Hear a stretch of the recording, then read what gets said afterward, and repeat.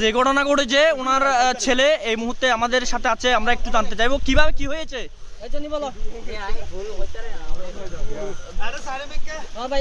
এখানে কুদাকুদি চলতেছে। ও ওনার বড় ছেলে কোথায় হবে?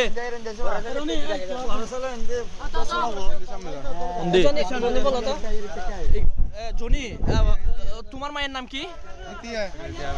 রেজিয়া বেগম। কি ঘটনা হয়েছে একটু বলো তো ভাই।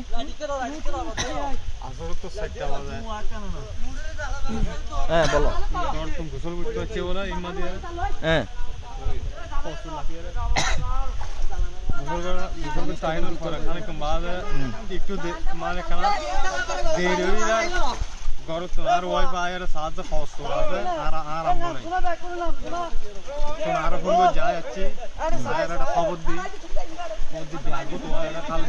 অনরাম্মুর কোনো অসুখ বিসুখ আছে নাকি?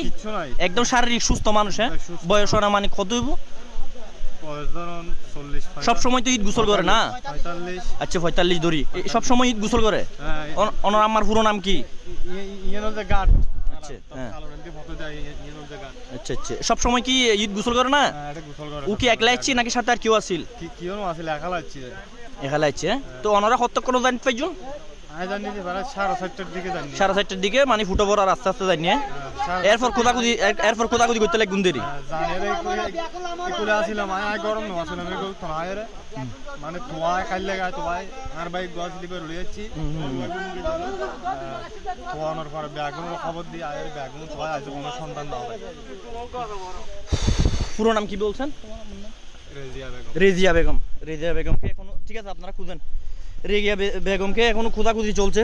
এটা হচ্ছে চট্টগ্রাম ফটিকছড়ি কাঞ্চননগরের 1 নং 2 নং ওয়ার্ডের মাঝামাঝি। এটা কালাফানির মুখ এলাকা ধরে। আর এদিকে একটা প্রাথমিক বিদ্যালয় আছে যেটা হচ্ছে সালে আহমদ সরকারি প্রাথমিক বিদ্যালয়। এটার পূর্ব পাশে ঘটনাটি ঘটেছে। এখানে অসংখ্য মানুষ এসেছে। আমরা যদি ভিডিওতে একটু তো দেখাই, রাস্তাঘাট কিন্তু খুব খারাপ। আজকে বৃষ্টি হচ্ছে প্রচুর। এই ছিল সর্বশেষ অবস্থা। এখন বাজে 8:30 মতো বাজে। আজকে এখন খোঁজাখুঁজি চলছে।